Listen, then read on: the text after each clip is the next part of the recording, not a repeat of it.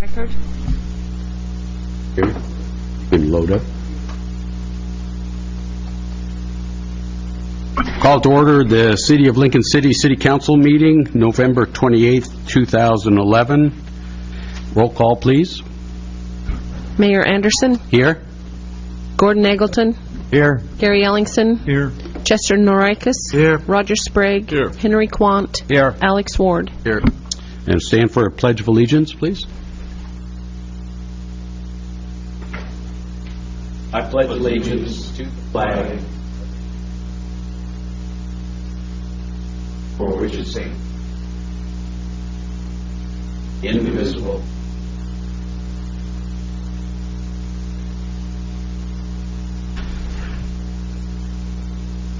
Great. Thank you all for coming this evening on such a beautiful Central Coast day.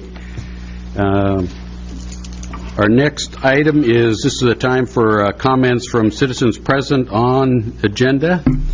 The purpose of the comments from citizens is to allow citizens to present information or raise an issue regarding items not on the agenda or agenda items that do not include a public hearing.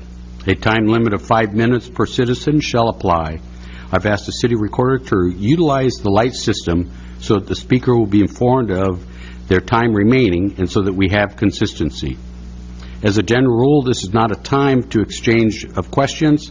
However, at the conclusion of the agenda item, a councilor can discuss or raise questions regarding something presented by a citizen. On the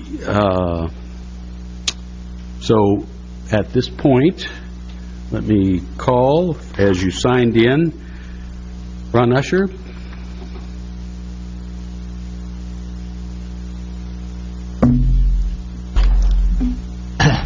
Thank you, Mr. Mayor. My name is Ron Usher. I reside at 5320 Northeast Port Place in Lincoln City, or soon to be Lincoln City, as it sits slightly into Rhodes End. My purpose in coming to visit with you this evening had to do with a recent news article having to do with wave energy buoys, which I might say at the outset, that sounds like a great idea, that energy can be produced by waves in the ocean, which are going to come in and out, and it's a great idea. However, there is at least one, for us, major concern. There's the way this works is some of it gets attached to the ocean floor, and then there are buoys that deal with the structures above. And the particular interest that I have, when we had our house, our architect came forward with our plan, and we sit high above the ocean and have what we consider to be a very relaxing and exceptional view. The fear that is expressed here has to do with the possibility that these sites might be selected along the coast, which would result in rather massive structures coming out of from the seafloor, and having an adverse effect on views. Now, that might not occur, and as I looked into this, it did occur to me that the city of Lincoln City may have a significant interest in this subject, because you have a tremendously valuable coast, and a lot of people live here or come here and enjoy that view. The area that caused me some concern was when I read about this. It says that there's going to be there's an Ocean Policy Advisory Council out there. I don't know whether you're familiar with that organization, but there was nothing in the articles that I've read that indicate that there's been any direct involvement of the city of Lincoln City on this issue, and I'm suggesting that it seems like it's a very important one. There are meetings scheduled, and this gives me a slight cause of concern, that the Policy Advisory Council meeting, the next meeting, the exact location is and the exact time has not been determined, but the location of it is the Holiday Inn Express in Astoria, and that concerns me considerably. Astoria is a long ways from Lincoln City, at least relatively speaking, and it seems to me that this is an issue that has potential significance for Lincoln City because of your miles of oceanfront properties that benefit from the views that are possible.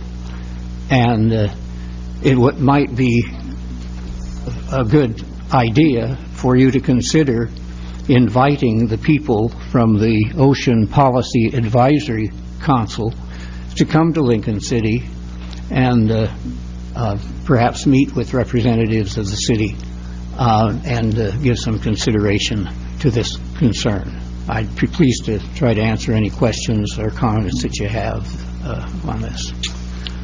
No, sure. Thank you very much for bringing it to our attention. We've been kind of monitoring them, so we're well aware of the value of the seascapes, as we'd say. So, thank you. It helps, though, with other people reading the same information and reminding us. So don't stop. Okay. Thank you. Thank you very much. Thanks, Ron.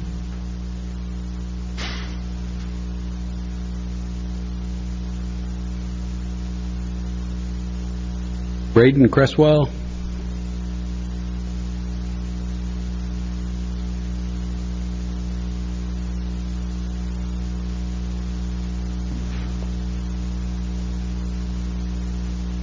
I'm Braden Criswell, 6269 Northeast Mast, and I appreciate your attention tonight. On behalf of the Rhodes End Water District, REWD, number one, REWD officially objects to Resolution 2011-34, just as it has objected to the other resolutions and ordinances that enable forced consent to annex. And number two, Resolution 2011-34 is not a sufficient fix. Number three, hand-delivered tonight to the mayor and copies to the individual council members, is a letter from REWD President Maud Crom, dated November 28th, 2011, which requests a meeting with key representatives of REWD in Lincoln City regarding water service.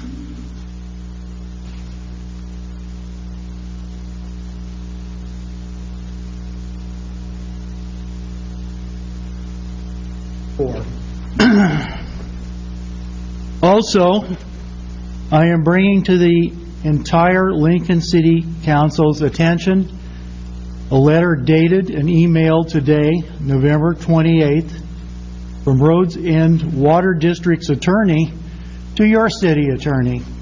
A letter which requests that Rhodes End Water District be simultaneously notified of communications from Lincoln City to Rhodes End Water District patrons.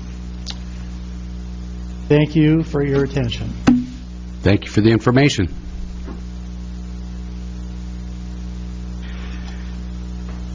Sylvia Keller, I see that you have a topic that's a public hearing item.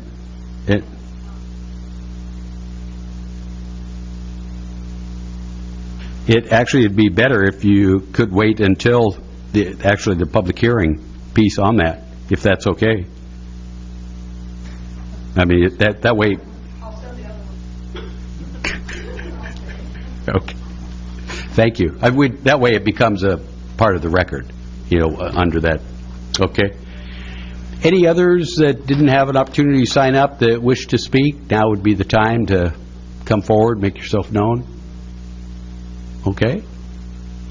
Hearing none, we'll move on to consent agenda items. The consent agenda. These items are considered routine and may be enacted in one motion without separate discussion. Any counselor may request that an item be removed for separate discussion and action. The consent agenda consists of minutes of the meeting for October 24th, 2011, minutes of the meeting November 14th, 2011, Oregon Liquor Control Commission, Beach and Pizza New Outlet, Oregon Liquor Control Commission, Heritage, Historic Anchor Inn, Cater, Greater Privilege, Oregon Liquor Control Commission, BK Mulligan's, Change of Ownership, 2011-2012 Vehicle Purchase Recommendations, Resolution number 2011-32, a resolution of the City of Lincoln City approving a license agreement with Quaid Commercial Construction Corporation for purpose use of property as an evacuation site in the event of a tsunami emergency. Resolution number 2011-33, a resolution declaring Exhibit A surplus property, providing for exemption from Lincoln City Municipal Code Chapter 2.05, public contracts, competitive bid procedures, and approving disposal by auction. And resolution number 2011-35, a resolution of the City of Lincoln City ratifying and approving an intergovernmental agreement by and among Tillamook County, the City of Lincoln City, the City of Newport, related to the library management software. Are there any requests for items to be removed from the consent agenda? Yes, Mr. Mayor, I'd like to remove number 4. Okay. And number 7, please, Mr. Mayor. Okay.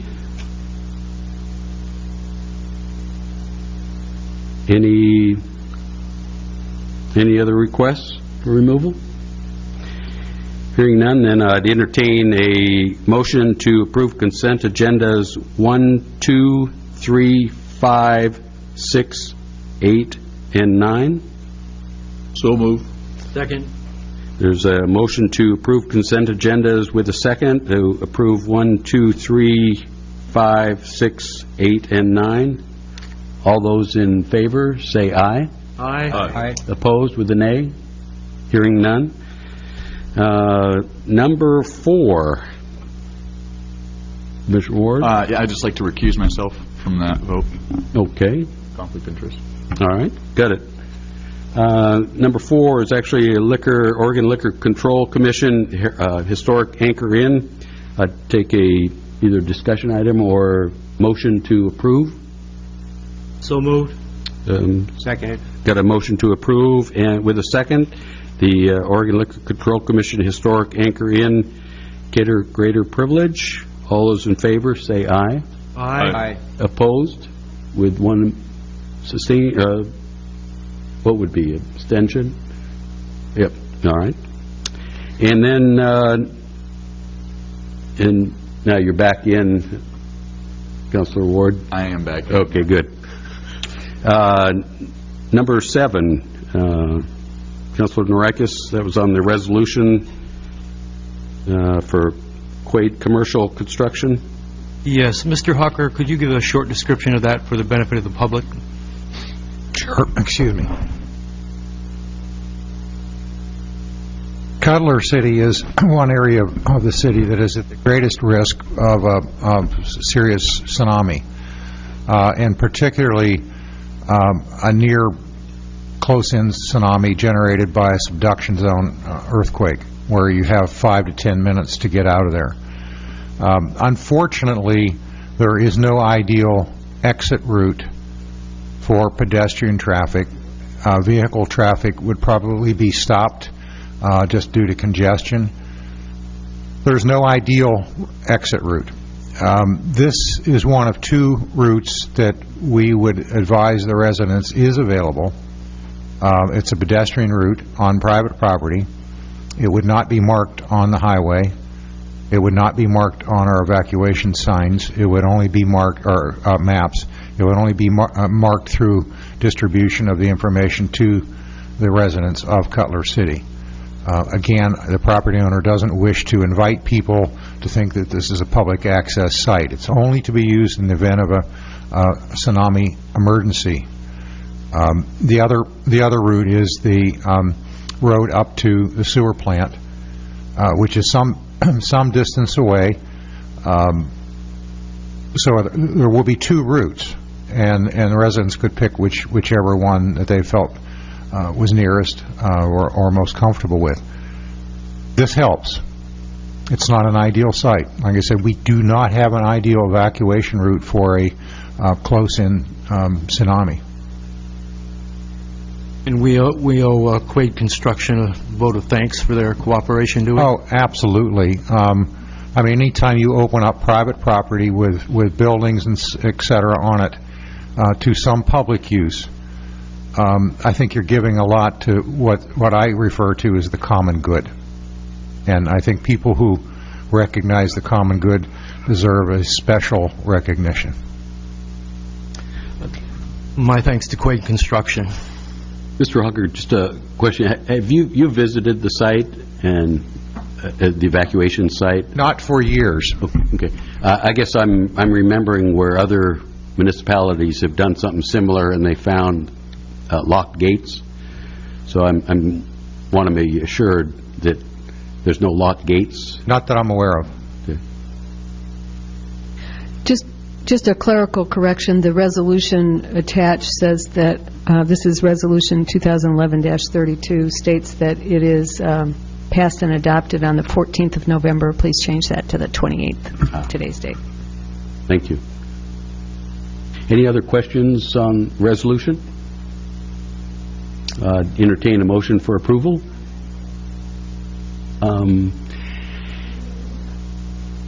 Actually, we're not able to, or can we? How can? You're in the middle of your consent agenda. Normally, you wouldn't take any public input at this time, but you may if you want to. Okay.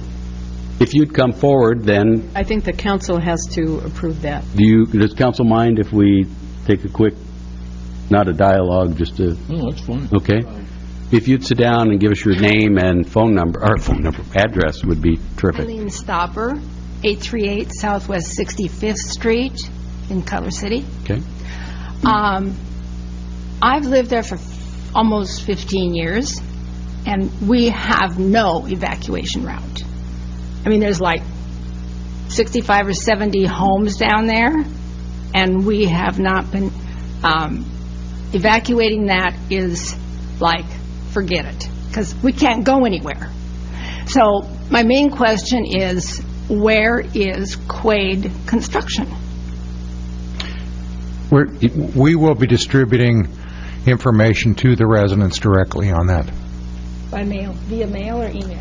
By some method, Some maybe vehicle door hangers. to get to all the residents of the area. So that would be much like we do in other areas where assist and would probably encourage residents of the area to assist in that distribution of information. And when will this be taking effect? Well, once we pass the resolution, now we're getting into a dialogue that I need to... I'm sorry. But the idea of more information, I understand, since there isn't anything now, sooner we could pass this resolution, the sooner we could move on with getting maps and distribution, Okay. and at least it's a start. All right. Thank you for your time. Just to answer that question, as soon as you approve the resolution, that agreement goes into effect. So then we'd be starting the process. Thank you so much. Oh, yeah. No problem. Thank you. So with that, I forget now, do we have a motion to approve this resolution? So moved. With a second? Second. All right, we have a motion and a second to approve resolution number 2011-32, a resolution of the City of Lincoln City approving a license agreement with Quaid Commercial Construction Corporation for the purposes of use of property as an evacuation site in the event of a tsunami emergency. Do we need to do a roll call? No. All those in favor, say aye. Aye. Opposed, with an A? Hearing none? All right, thank you. Next agenda item is appointment to Planning Commission. We had one vacancy and two highly qualified candidates. Councilor Sprague, you were involved in that. Would you talk to us about your process? I will be happy to. We did interview two qualified applicants. We have currently one opening. We also will have two more openings come the first of the year. And so we will fill one this evening, we hope. And we will be wanting to include with the applicant that does not get appointed tonight as an applicant for the position after the first of the year. So our recommendation after the interviews is that we appoint Don Williams at this time, and then Dennis Hoagland's name is going forward for consideration in January. Great. Actually, I see both candidates are in the audience. Thank you, gentlemen, for the process, having sat through the interviews and, answered our questions and stuff, and then coming tonight as well. So at this point, then, there's a recommendation. The recommendation from the interviewing group would be to have an election and elect Don Williams as Planning Commission. I'd entertain a motion. Mr. Mayor, I move that we appoint Don Williams to the vacancy in the Planning Commission. I second it. We have a motion with a second to appoint Don Williams as the Planning Commission vacancy. All those in favor, with an aye.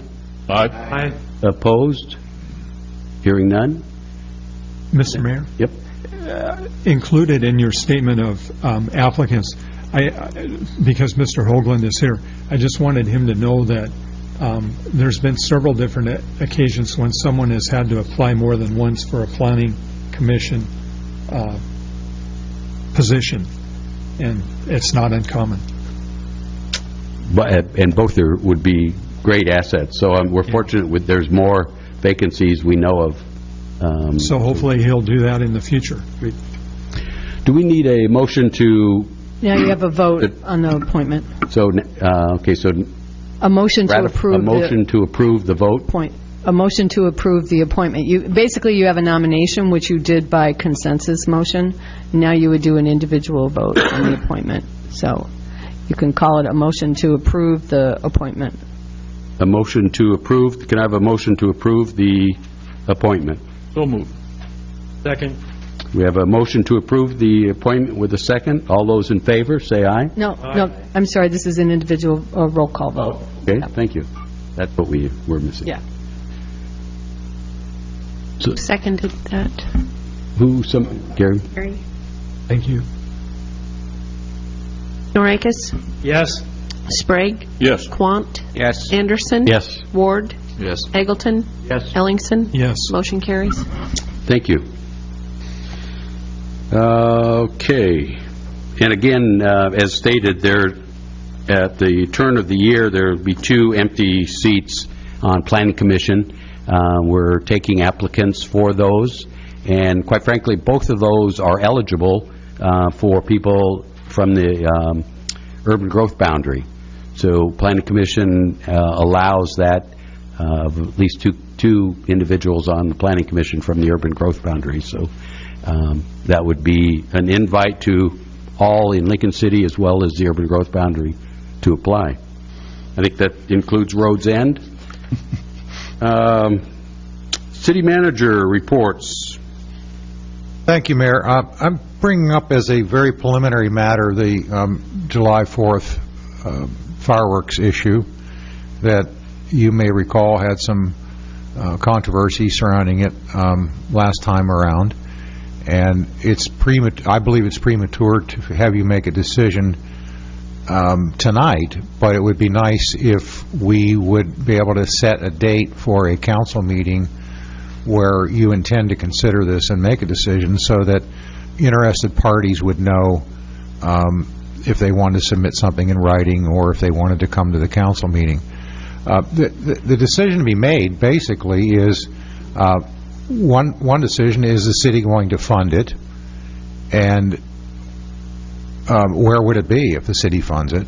If the city doesn't fund it, of course, we still have the offer for Chinook Winds to fund it. You'll recall some input that we had last time from BAMA, Bay Area Merchants, had input into it. We've also gotten some survey data that I passed along to you in your packet. Again, I'm hopeful that you don't decide tonight this issue, but mostly say, here's what information that we want, here's a date that we intend to make a decision. That could be certainly January or February would be fine as far as planning is concerned. Much later than that, there are some planning issues that have to be resolved. If the city hosts it, the contract has to be signed for the fireworks so they can make them, etc. So there it is. That helps, because I was couldn't figure out why it was on the agenda, and even after reading, at least for me, I have 3 items that are missing before I even think of entertaining, because I see this as an extension of previous discussions about the cost of events and value of events.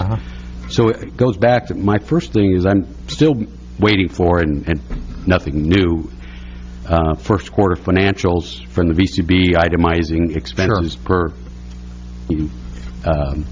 event. We'll get you that, sure. And I know that. Then we had also had left on the table a revised marketing plan that included projected results per activity or event to give us some kind of target, again, much like this. And then thirdly, we'd had a legal discussion about the process or who was in authority, from city council to city manager to VCB, VCC. So to me, there was an item there still outstanding to make sure that we're in sync. So I welcome this opportunity to have have a discussion, and maybe somewhere around the idea of this whole event strategy, and which is fine, but following up on the actual expectations per event, which to me fireworks fits well into one of those situations. Other councilors, that was just my quick scenario. I came prepared to go forward on the thing, but I just want, I think what I want to do is clarify where it would be paid for, and I feel that should be VCB because I feel it's promotion. I understand that we've got a slight question about whether or not it's in the shoulder period and when the shoulder period begins. Sandy has indicated it begins on July 1st. My question would be, can we tweak that to the July 4th so that if it's absolute black and white that there's a shoulder period and those are the periods. It's not. It's not. I didn't think it was, but I wanted to make sure that it was not that black and white, so that we could say that the shoulder period begins or ends on July 4th instead of July 1 or whatever that arbitrary date is. And I had some other concerns, but I wanted to bring them. But I think they're probably better saved for the final discussion. So the question on hand is when, and I would say when we could have these, for me anyway, these 3 items, prior to, and then have the discussion, because they may, influence the discussion. I can't speak to, or maybe I can. No, go ahead. Well, I think the legal discussion was mine. My understanding is I have a couple of other priorities, but I can certainly bump this to a priority if that's council's direction. Well, without it being bumped, when would it appear? Well, you have one more meeting in December. There's no way. Yeah. I'm not sure I could it's not make gonna that one. No, I was thinking that January or February would be. Mr. Right. Mayor. That'd be plenty of time. Let me, so do you have an idea?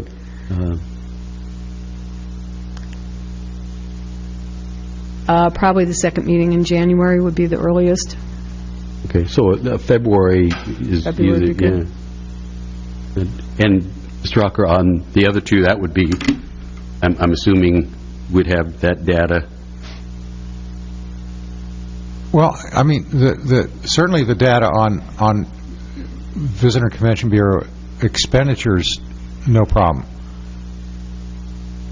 I'm not sure exactly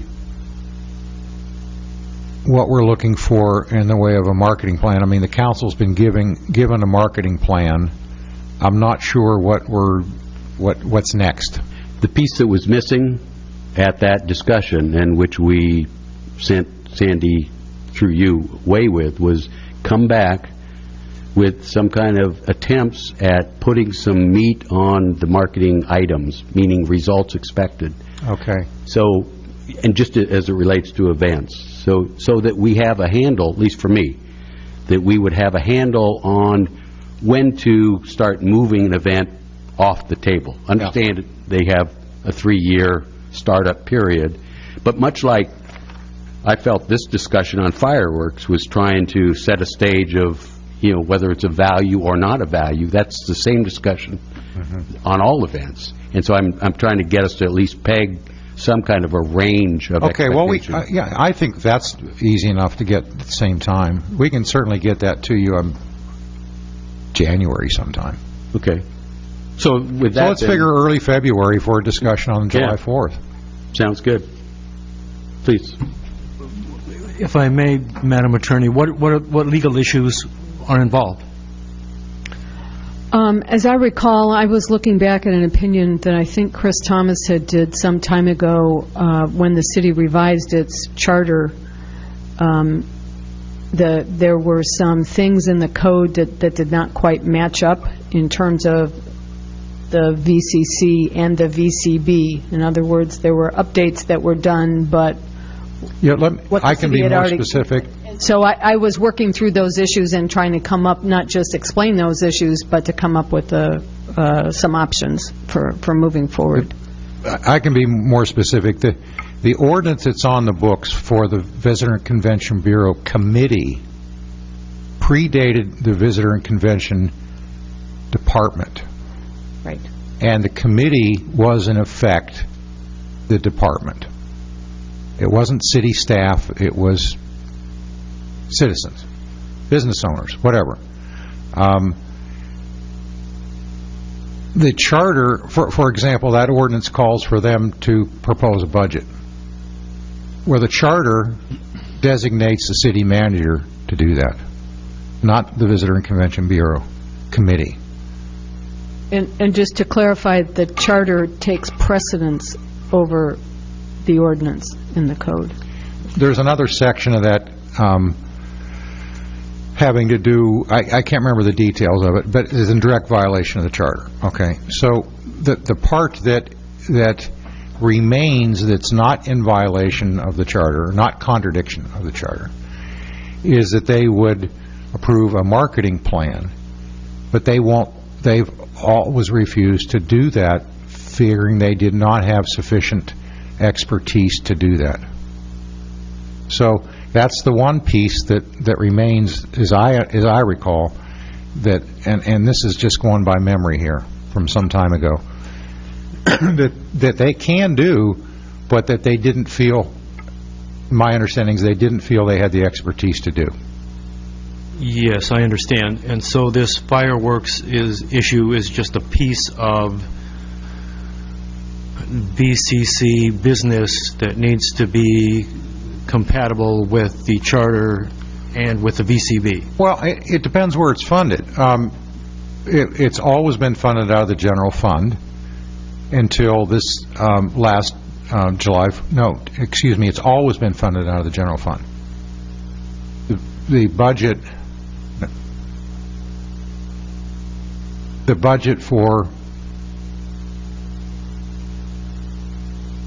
presumably the next budget would be out of the Visitor and Convention Bureau. No, I'm sorry. TRT funds? The last one was out of the current budget, came out of the Visitor and Convention Bureau budget. That's the first time it did, and it did so at my request to the Budget Committee, or to Council, I can't remember which it was. To the Budget Committee. It was to the Budget Committee, okay. So all preceding July 4th has been out of the general fund, except the last one. And presumably the next one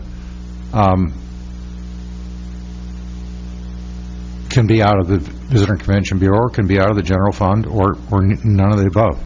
So this is only an issue if we choose to fund it Well, sure. from the VCB. Yeah, I think those issues still are valid issues, aside from the fireworks. I would agree. And again, the fireworks is just one piece of this unfinished puzzle. Yeah. Thank you. Other questions? I just wanted to point out that in the bidding process for the fireworks show itself, that it's important to do it as early as you can after the first of the year, because of the time involved in putting together the bid and making sure that the back and forth is all taken care of. I've been involved in that for the last 15 years, and I know how long it takes. I would recommend the January time. I think that's a good time to have that meeting taken care of. Okay.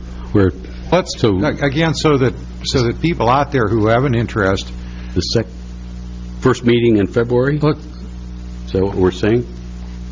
Either the second meeting in January or the first meeting in February.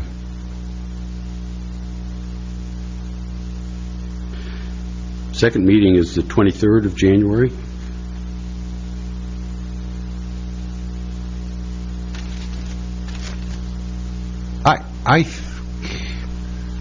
I think we can still do it in February. I guess what I'm thinking is I'd like to furnish you that information well in advance of the meeting. That's right. Let's make it, if I think this still works, February 13th. Sounds good. Okay. And if there's anything else that you'd like, if anybody else has information they'd like about the fireworks issue, please let me know. We'll try to get it to you. Well, and not to be misled, but I see it more than just fireworks. So there's a lot of information, depending on the information that flows. But yeah, I guess based on that information, then there's a fireworks discussion. But as far as, I guess I'm thinking out loud, is as if it's an event of VCB, I hope City Council is not going to be hands-on every event that's being funded by VCB. That's what I'm trying to avoid. I kind of think they're two different discussions. Okay. Right. Should there be fireworks funded by the city? If so, is it a VCB event? Okay. Yeah, to me, the focus is not on the VCB event. It's whether or not you want to fund it.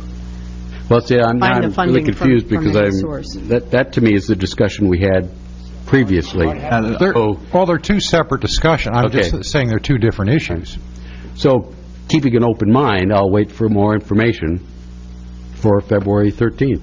I guess what I'm suggesting is that if you don't answer the first question, you don't even get to the second Right. question. You don't address funding if you decide as a policy matter first, independent of funding, that you don't want to sponsor them. But maybe they're so intertwined that they can't be separate discussions. Well, I have a lot to say on this subject, obviously. But for me, it's really only a matter of where it's being funded from. I mean, I can't fathom breaking a near 100-year tradition in Taft because of a memo that we got. I'd imagine that it seemed as though there seemed to be some consensus in the past, but maybe that's changed, that, people, the council wanted to preserve that tradition, in some form or another. And, if legally we can't keep it at the VCB, I'd encourage people. I think you can. I think you can.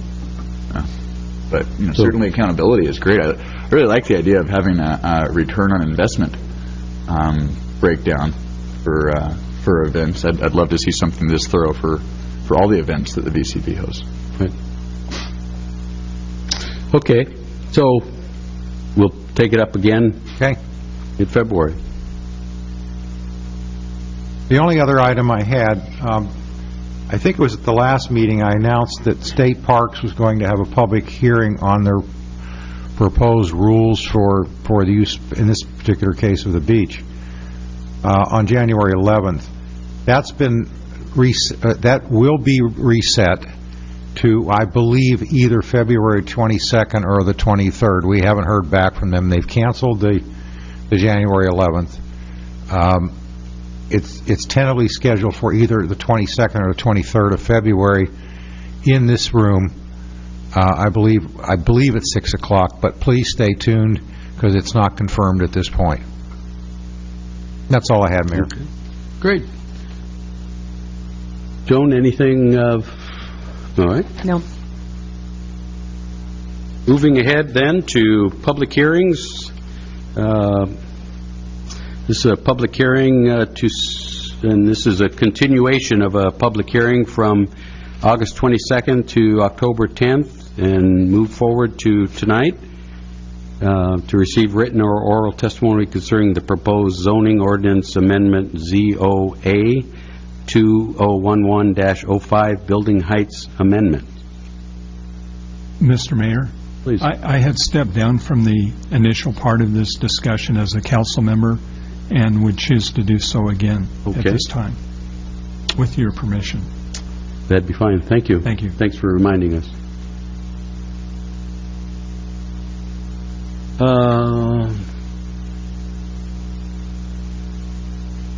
Do we need any other reopening of the public hearing? I think we're all right. I think that's all you need. That's all you need. Continuation. Yes, it's a continuation. Okay. In the adjourned hearing, came up at the end of the idea of whether the variance would serve the same purpose as the proposed ordinance amendment. And I did look into it, and as I said in my staff report, there's 4 criteria that have to be satisfied. You have to satisfy all criteria to get a variance. The first criterion, which is that exceptional or extraordinary circumstances apply to the property which do not apply generally to other properties in the same zone or vicinity and result from lot size or shape legally existing prior to the date of the ordinance codified in this title, topography or other circumstances over which the applicant has no control. That's usually the most difficult one for people to meet. In this case, I talked to our Department of Land Conservation and Development staff, and they said based on their experience that being in the 100-year floodplain often is considered sufficiently unusual circumstance or something to meet that criterion. As I said in the staff report, one could say that there's a lot of property in the floodplain, and there's one particular piece of property is situated the same as any other piece of property in the floodplain. I think that's probably too narrow an interpretation, in that actually there's property, there's more, like for instance R15 lots that are outside the floodplain than in, and it is relatively an unusual circumstance over which the applicant has no control. It's based on topography, so I think that criterion could be considered to be met depending on the exact circumstances of each individual case. I wouldn't want to be proposing that wouldn't be prejudged, but I'm just saying it could be found to meet that circumstance. I think something important to keep in mind is that there's 3 other criteria, 2 of which I think work as sort of safety valves, sort of maybe not safety valve, but way of keeping the variance less than it might be otherwise. The first is that the variance should not be materially detrimental to the purposes of this title or to property in the zone or vicinity in which the property is located or otherwise conflict with the objectives of any city planning policy. That's sort of has two pieces, but the major one is the effect on surrounding or neighboring properties. So if it has to be found that it doesn't have a significant adverse effect or materially detrimental to the purposes of the title or on the property. So if a height variance would really affect neighboring property owners' views, for example, then that would be a reason to deny the variance. It could have some effect. The question is whether it's material or not. If the unwritten rule is if you want the view, you buy it. So then you just look at whether the variance has such an effect that it's basically unreasonable to expect the neighboring property owners to have to put up with that. And also, part of the related to that is that the purpose of the height limit, of course, is to preserve views from other properties, and so we have to look at whether that purpose is being met or not met. So that would be one thing that would tend to minimize the amount of variance. And the other criterion is that the variance requested is the minimum variance which would alleviate the hardship being the compression between the floodplain and the height limit. So a person would not, a person would have to prove that every bit of the variance they're asking for is not, or is needed. And it couldn't be just, a whim. I happen to like this particular roof pitch. It's a really nice roof pitch. They would have to show that's really necessary to be able to build a reasonable house. So, and in all these cases, for every variance requires a public hearing, notice to the surrounding property owners, published notice, and so on.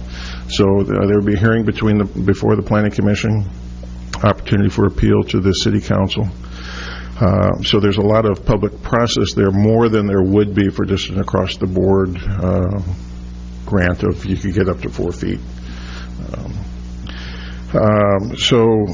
One thing I should point out, though, is it's possible that a person could get a greater than 4-foot increase, for example. You get they have to prove how much variance they need. They might be able to prove they need a whole lot of variance. So that's the other side of this that you need to keep in mind.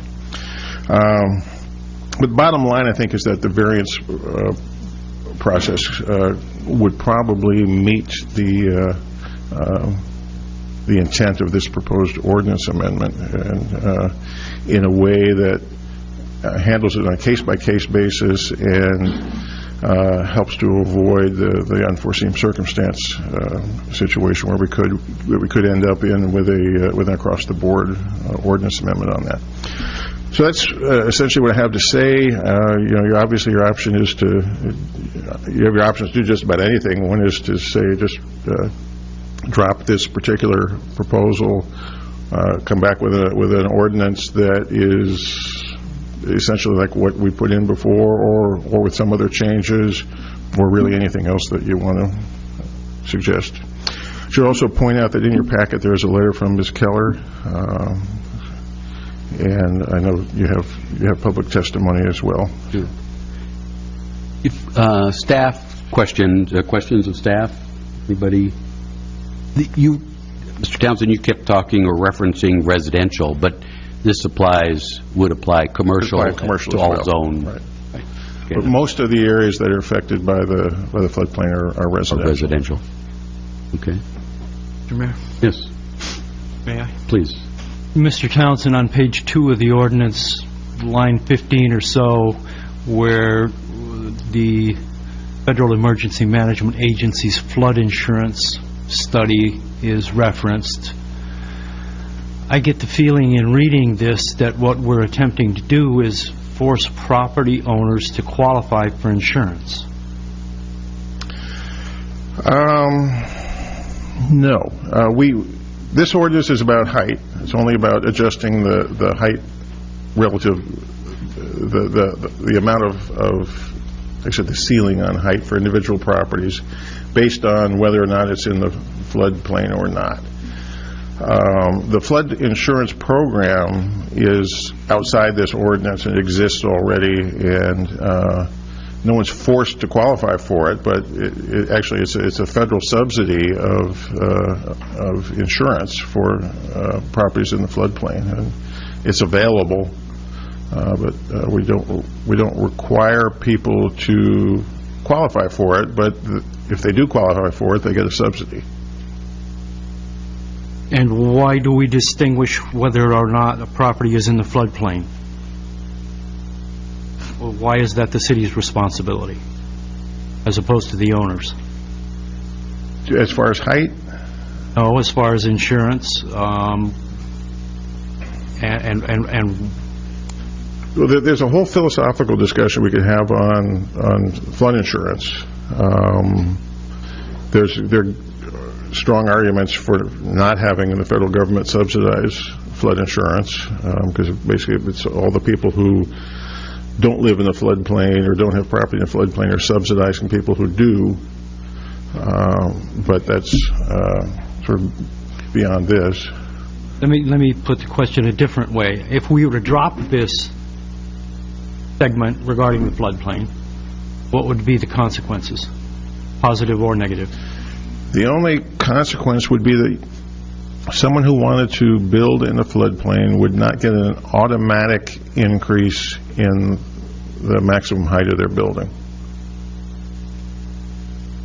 Well, that's the ordinance. That's what the ordinance is indicating, correct? Right.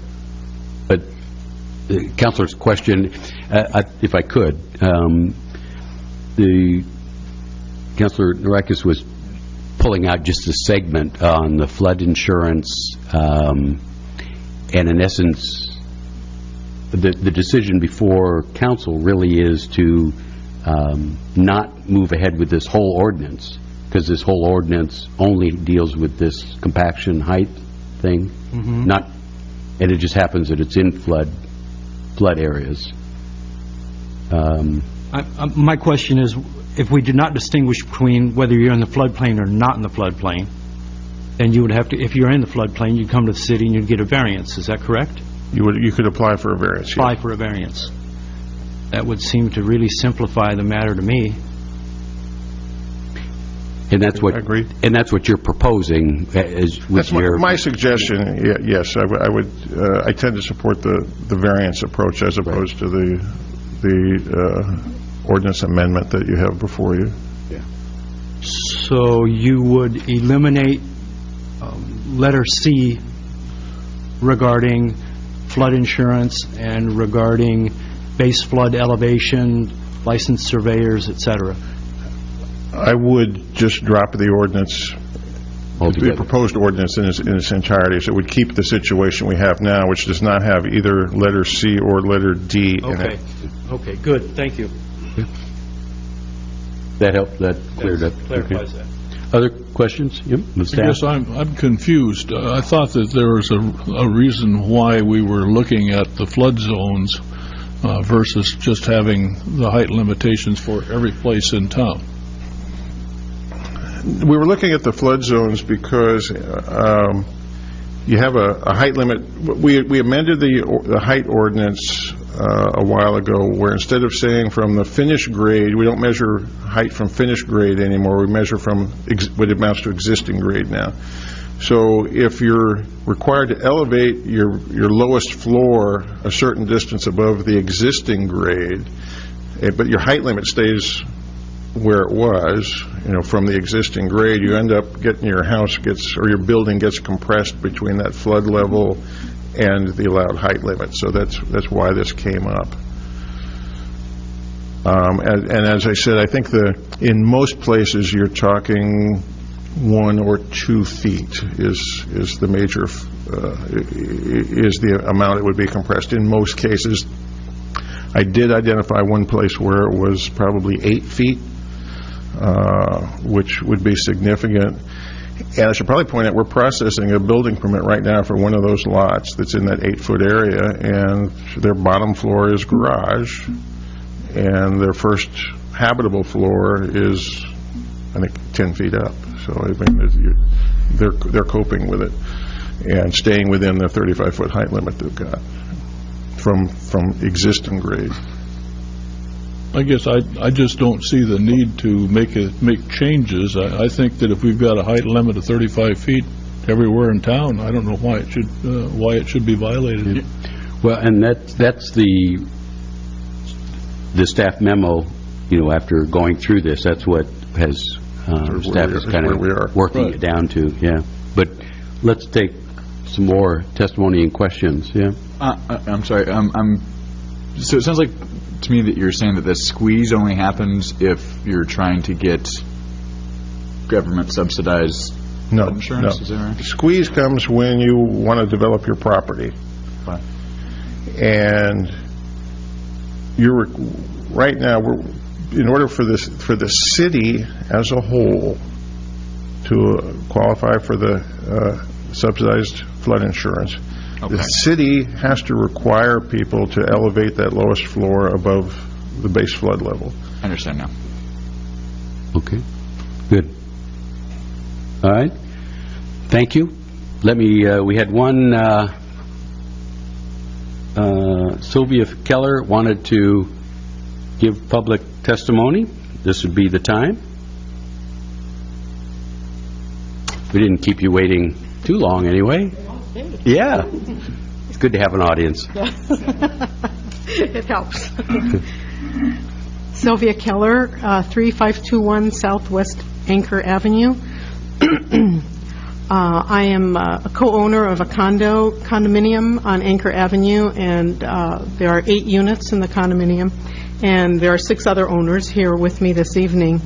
I wrote a letter to be included to the City Council back in September, when I believe the meeting was going to be on October 10th, and I was going to be out of town. So, but since it was tonight, I decided to come to the meeting, and I just want to reiterate some things I said in the letter, and basically that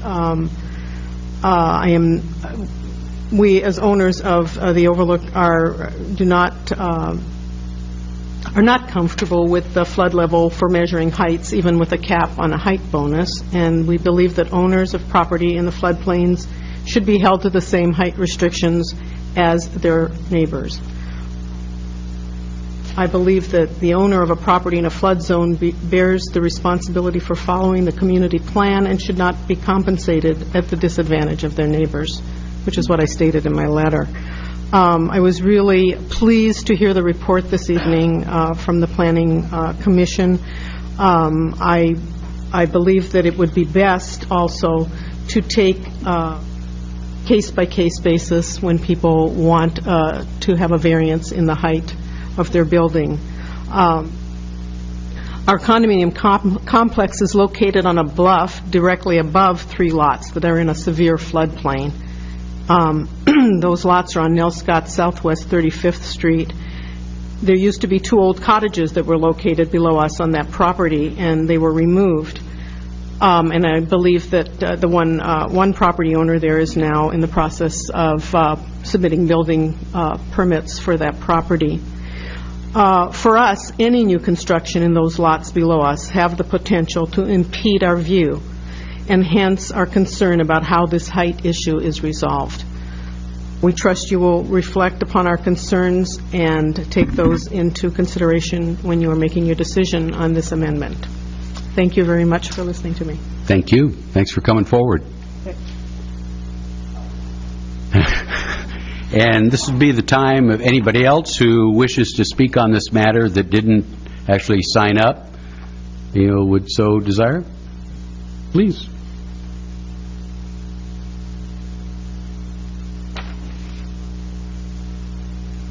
Mr. Mayor and fellow council members, my name is Gary Ellingson, and my mailing address is 3417 Southwest Anchor in Lincoln City. And when this discussion first came up, I went to the I went to the planning department and asked about the likelihood of being able to obtain a variance for a specific case that I am involved with, and that is the ownership at the Sandcastle Motel. And I was concerned, and probably an unwitting participant, when our before 45-foot height was reduced to 35 feet, because I was aware that we had, depending on where it's at on our lot, an obligation to also meet a BFE or a base flood elevation. The type of business that we have, in order to be profitable enough to stay in business, we need to have 3 levels of rooms and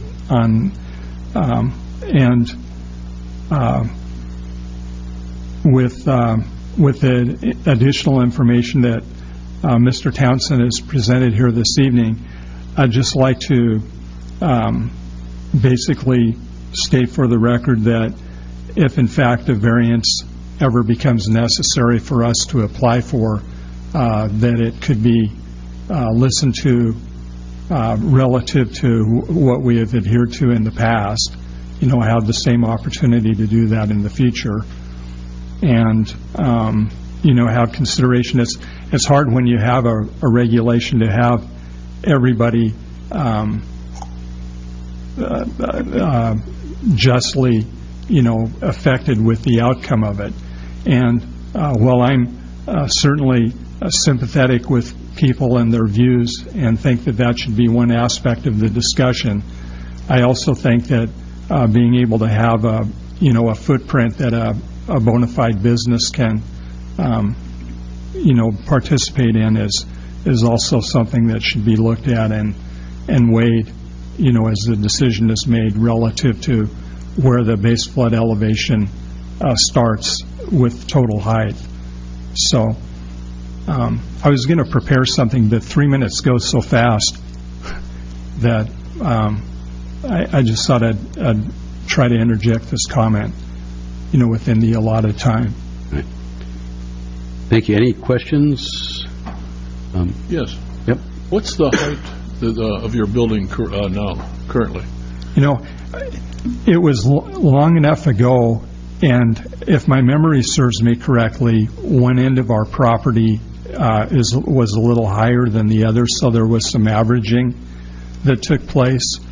And the short answer to the question is I don't know, but it's probably slightly more than 35 feet. But at the time, 45 feet was allowed, and it was important to me when I did the work that we've done there that we comply or knew the regulations and not do something that eventually would be non-complying or out of compliance. I think enough time has gone into this discussion that people who should be interested in it, there's several places down in Taft that eventually, if they develop out, should want to have just a little more height to get some living space above it. And when this most recent map came in from FEMA, or at least that I have seen, some of the floodplain elevation questions go even across the street from Anchor on property that I own on the other side of the street, so to speak, on the east side. And I've got 2 older buildings there that I need to leave parking for overflow, which we provide. So I'd like to get as much out of the buildings eventually, if they're replaced, as much living space as possible. So, okay. Any other questions? All right. I have a question of staff. Okay. Yeah. If there is some way in the if variances are going to be allowed, and once again, when I asked the question, I kind of heard that they would not be. But if we're now saying that they will be, I would like some kind of, firming up to where as the discussion takes place, that there be, adequate consideration given for, among other things, history, of what people have tried to do. So. Thank you, sir. Thank you for your coming time. forward. You betcha. Is there any other comments from representatives of public agencies? Any other citizen comments? Mr. Townsend, would you come back up? I had a question for you.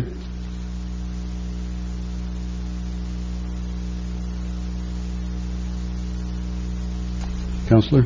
This may be a hypothetical, but so I've got a building, let's say, that's 45 feet or say 42 feet, whatever it is, and this ordinance that we're talking about remains with the limit of 35 feet. I'm assuming that if my building burns the top floor off or whatever it is, that I'm not able to go back to the existing height. I would have to take a close look at the ordinance. We changed our non-conforming use section of the ordinance recently, and I haven't really had an opportunity to apply it, but it gives a lot more leeway in rebuilding non-conforming structures up to their degree of non-conformity. But I would have to look on that, and I don't know if anybody can help me out. Deb had a little more involvement with that. Sorry. You can.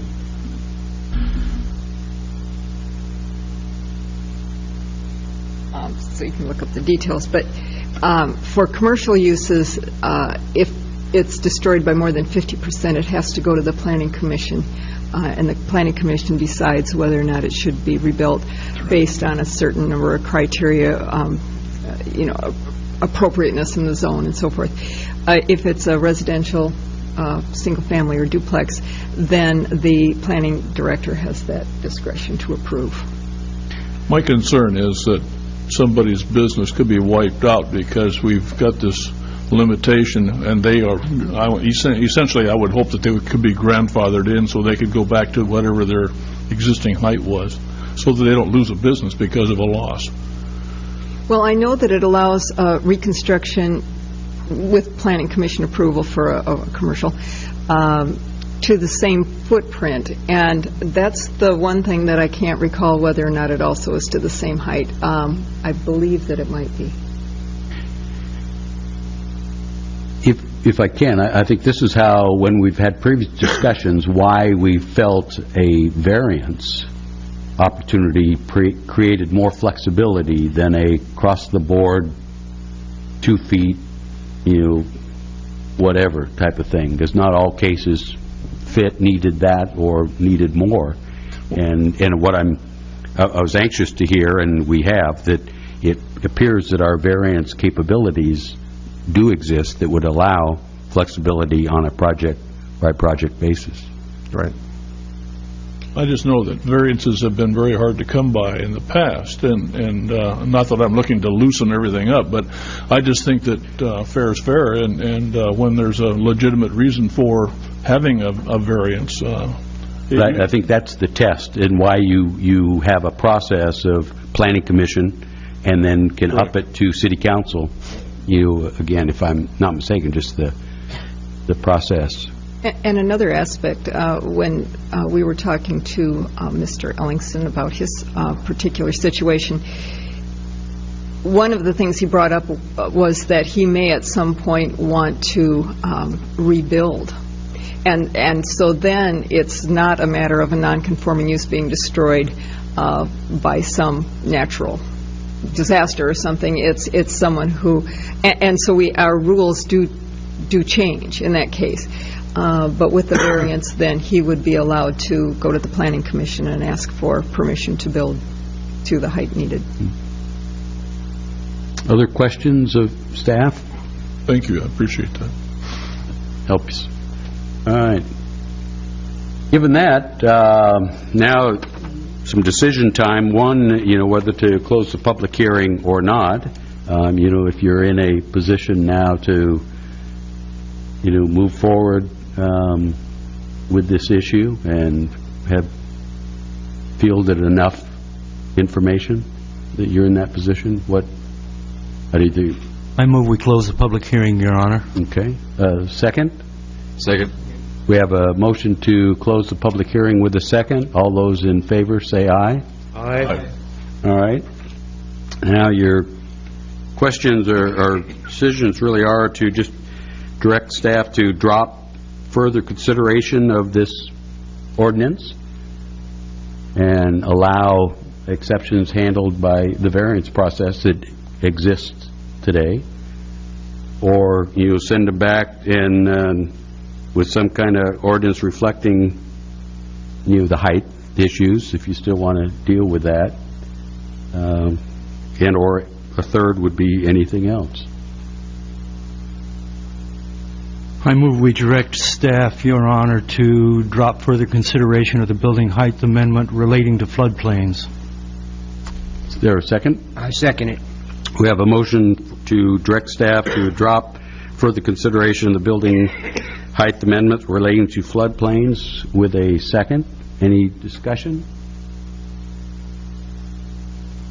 So would there need to be overt action to have it so that there's a variance would work, or is it the way it is now, a variance would suffice for the situation? My understanding is that the variance is this flow of how one proceeds with a variance would take care of the, and I think earlier comments were variances don't come easy, so one has to, work with these criteria.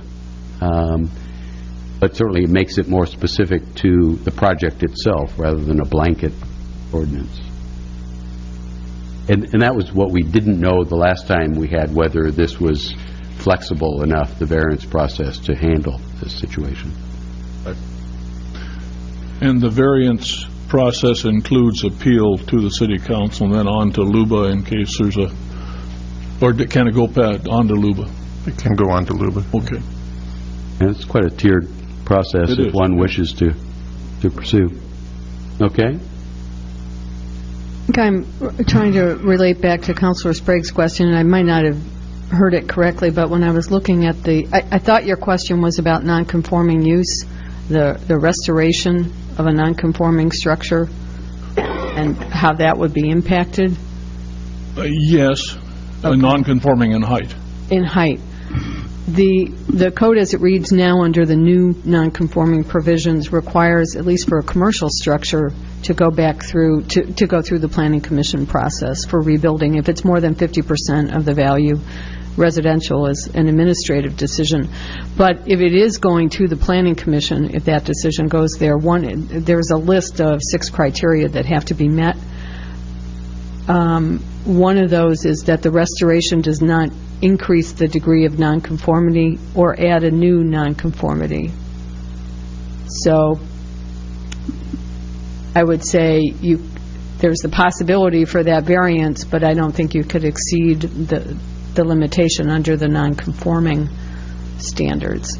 Well, with the variance, then essentially it would still be grandfathered. I mean, they're non-conforming, but they could go back to where they were non-conforming. Correct.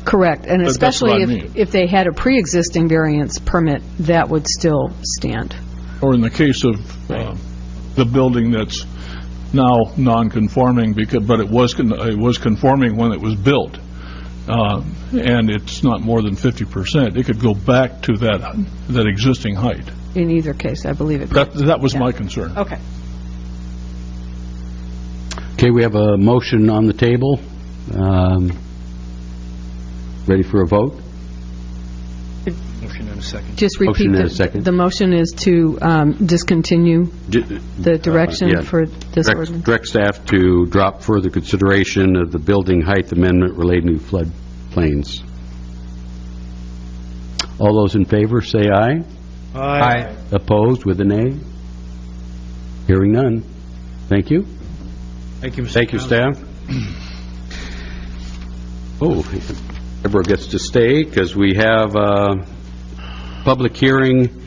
Mr. Mayor, before you continue on this, I would like to make a request to the council.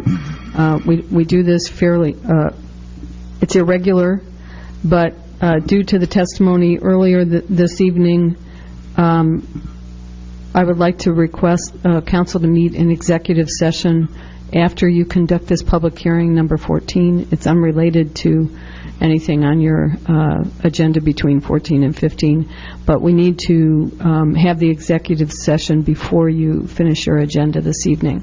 So I'm asking that you take a recess after you complete item 14 and go into executive session in the Northwest Council chambers. And then after the executive session, we'll have to return to this room to resume the rest of the agenda. I think we could plan on at least probably a half an hour. Yes. Okay. All right. We'll move ahead then to item 14, which is Excuse me, Mr. Mayor. If there, I was wondering about the public, if we could maybe change the agenda so that there could have public comment now and wouldn't have to wait for us to go through executive session and that sort of thing. Well, there's no public comment on item 15. No, I'm just talking about additional public comment. That the would be conclusion. fine. That would be fine if you were willing to reorder your agenda so that additional comments from citizens present would be after item 14, and the only thing remaining then would be item 15. I think that'd be a good idea. Okay. All right. This is a continuation of a public hearing continued from September 26, 2011 and November 14, 2011 to receive written and/or oral testimony concerning proposed zoning ordinance amendment ZOA 2011-04, geological hazards. Thank you, Mayor. We are still getting comments and additional input from various people, and so I would like to highlight a couple things in that regard, as well as just talk about what's in your packet. I want to start out, as I have every time, with just talking about why we're talking about hazards and why we have something in our code about them. We have statewide goals that require us to increase safety and avoid hazards and the disasters that can result. And we also have a concern about preserving our shoreland and our beaches. So with that, we have, I will mention, we have 3 goals, statewide goals that are pertinent to this, Goal 7, 17, and 18. Okay, the progress since our November 11th meeting. One of the things that was raised was just that we wanted clarification that if other experts were to be brought in, that would be at the discretion of the consulting geologist, and that would not be a city requirement necessarily. Another item that was raised last time was, in particular, it was about paragraph C. And Councilor Norakis had said that he was uncomfortable with the language in there that seemed to put the burden of deciding whether or not something was safe on the city. And in reviewing that change, I talked to the DLCD, our Department of Land Conservation and Development state staff, and found out that that language really is important to have in the following section, .030, but at some point in the past it had been added to the section that applies more broadly to all hazards. So he said it was okay to take it out of there or to tone down that language considerably, but that we did have to keep it in the second part of the ordinance, .030, that pertains specifically to beaches and dunes. And in some of the rewriting, I had assumed that we would broaden that to include bluffs as well as beaches and dunes, but found out through that conversation that really that would not be the way to go because Goal 18 specifically has the more stringent requirements for beaches, ocean beaches, and dunes. So I did some shuffling, and I moved our setback bluff setback up to this first section and tone down the language in paragraph C. And I hopefully have addressed concerns there. Yes. Okay, thank you. Now, a third thing that was brought up at the previous meeting was whether or not we should require that there be a reference to geotechnical reports. Not the geotechnical report itself, because it's just too long to attach to a deed, but whether there should be a reference that says a geotech has been done for this property and, that it's available at the city, or at least have a date and the author's name. This is an interesting question. I have talked to a couple different people, one who thinks it's a terrible idea and one who thinks it's a great idea. I heard from Fred Ronau, who was the county attorney and now owns the Seahorse, and he felt, as from a county attorney perspective, that it was not an appropriate place to put that kind of a reference, that a deed is really about ownership and encumbrances and not about warnings. And secondly, he said he was concerned that if we had that requirement and at some point staff failed to get a geotech recorded, make that record on the deed, that would make us liable where we are not now. So he liked better the idea of just having the information available at the staff level, so when somebody comes in, and a lot of people do come in and ask staff about a property that they are considering buying. In the case of wetlands, for instance, we have a layer on our GIS, and it indicates that wetland delineation has been done on a property, and so we can go back through our records and find that delineation. The same thing might work for this. On the other hand, then, I had Doug Gless, who is an engineering geologist with Schlichter, and Schlichter does a lot of our geotech reports, and he called me at about 4:30 today and talked for an hour about the ordinance. He had not had input before, but he had been sick, he said, and he just got around to it. So he really liked the idea of recording the information on the property deed because he felt it was important to make it available. And so I don't know that he would be opposed if we made it available in some other way. He might be just as happy with that. So that's something that I would like more direction from staff, and maybe we can give some more consideration to options.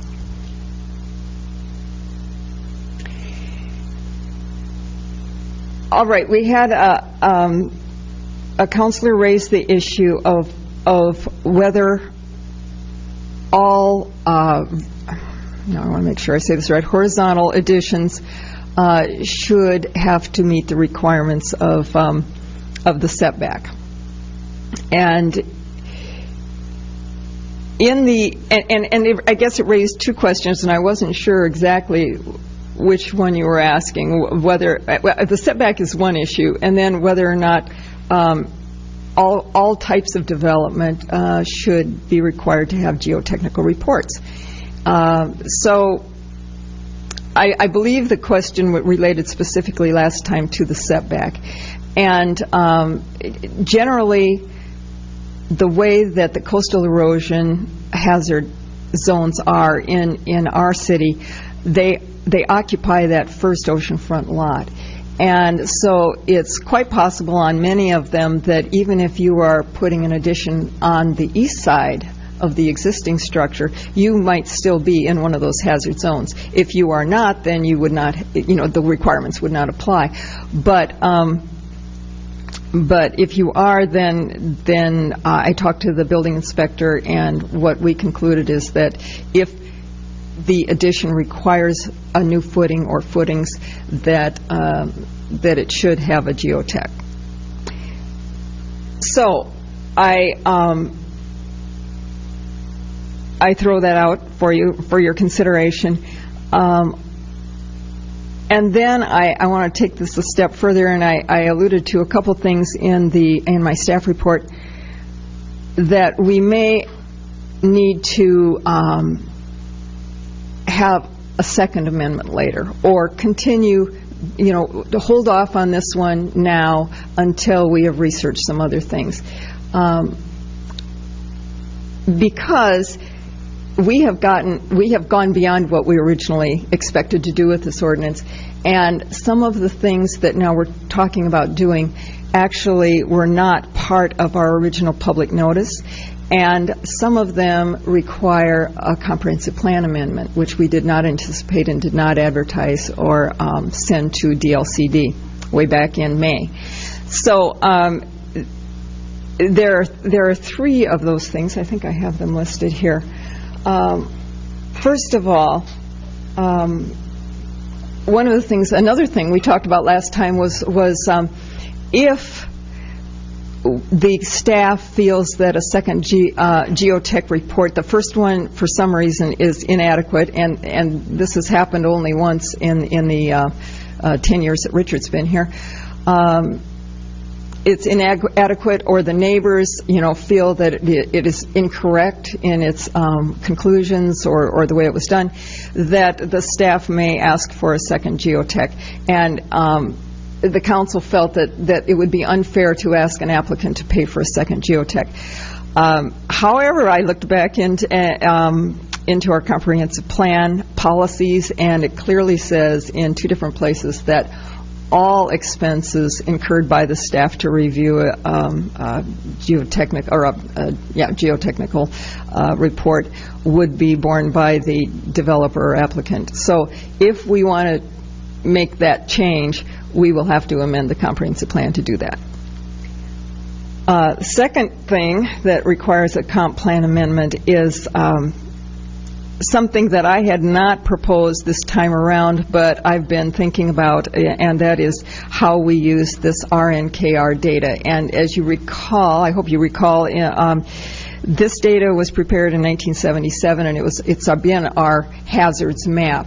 And compared to the coastal erosion maps that are now done with LIDAR and with the science and methodology we now have, it's rather crude and sort of arcane, I guess. The symbols are hard to interpret in terms of exactly where they apply and where the hazard lies in relation to the symbol, and it's dated. So, but we have no better data other than that's now provided for coastal erosion. There's still lots of other kinds of hazards on that original map. So we weren't prepared to say, let's just throw it out, although that's what Doug Glass had suggested to me earlier today.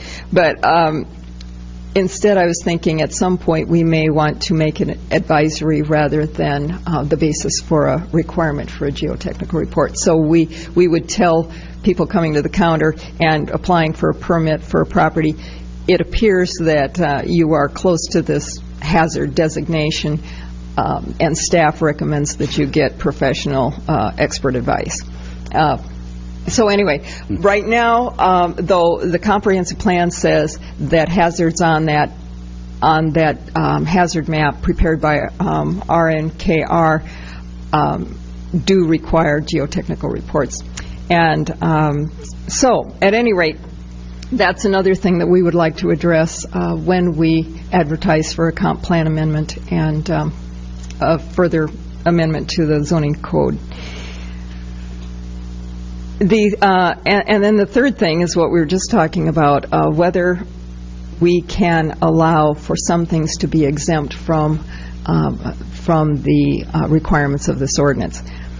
With the setback, because it's new to the ordinance, and we said we were going to do this, we can specify that something may be exempt from that particular requirement. But as far as a geotech, for instance, if the council wants to pursue considering some things that may be exempt, some types of development, then we need to make a change in the comp plan that says that that there is some discretion there somehow, or that we have a specific list of exemptions. So, and as an example, I can show you that Newport has this list of exemptions, and some of it has to do with shallow digging, some of it has to do with tree removal, some has to do with small structures that don't require building permits. So that's something we may look at in the future. So with that, if there are any questions, I think that's covered pretty much what I wanted to go over with you this evening. I think we have some more work to do on the ordinance, certainly, and I need some more direction from council. And also your preference for whether we continue to work on this and provide more notification before we adopt anything, or whether you would like to adopt something that improves the ordinance to the point where we're comfortable right now, and then expect to come back in a few months to take care of anything else. Just a question of clarity. What I'm hearing you say is that we're into areas that are conflicting with the comp plan, and that, as your short list, 3 items need to be changed in the comp plan, correct? Right. Just looking at that, I can see there'd be lots of discussion regarding those, I would think. Is there anything in this ordinance so far that requires a change to the comp plan? In essence, should we tackle this, the comp plan amendments, in conjunction, or hold them separate, is where I was a little bit confused. Okay. Well, and that's a choice. Okay. When we started this process, we wanted two relatively simple changes. One was we wanted to reference the Priest and Allen coastal erosion data. And secondly, we wanted to codify our policy of having this 60 times the annual erosion rate plus 5 setback, which had never been in writing, but had been something that the council had stated, as their policy. So those were our two, and that's basically what we sent to DLCD back in May. And neither of those required a comprehensive plan amendment. Now we start talking about some of these other things, which have merit, but we have to back up a little bit and provide notice to DLCD and the public, and I guess the only other thing is the recording of the geotechs on deeds. Now, that was not something that we included in the notice originally, but the city attorney said that is really not a land use issue, and so we are not required to provide that notice. Whether or not you feel it's necessary, that there would be interest, among the public, is another matter. And that's in the code as in the latest draft. So I guess I'm a little bit, there's just a lot of discussion that's going on, and every time, which has been helpful, we send you back with more questions, and you come back with answers that send us, keep modifying, I guess, the overall original ordinance. And so I guess I'm trying to phrase what I think some options might be to ratchet back and tackle the 2 items that you originally intended to tackle, and hold, in essence, then move to the comp plan discussion with your appropriate notices and all that kind of stuff, so we can catch up. You have a couple of options in doing that, because if you give direction that this is the direction you want to go, and you basically approve this but just don't move forward with adopting it, then we can go do the notice and do the comp plan amendment first to support the ordinance changes, if one needs to be done before the other, which is, did I hear you correctly? Yes, well, the comprehensive plan would have to be changed simultaneously so the two are synced up, compatible. Yeah, right. So you can still move forward with your discussion tonight on this ordinance. Yeah. Just won't adopt it. Counselor? I have a question. With regard to the addition on an existing structure, but on the east side in a hazard area, you indicate that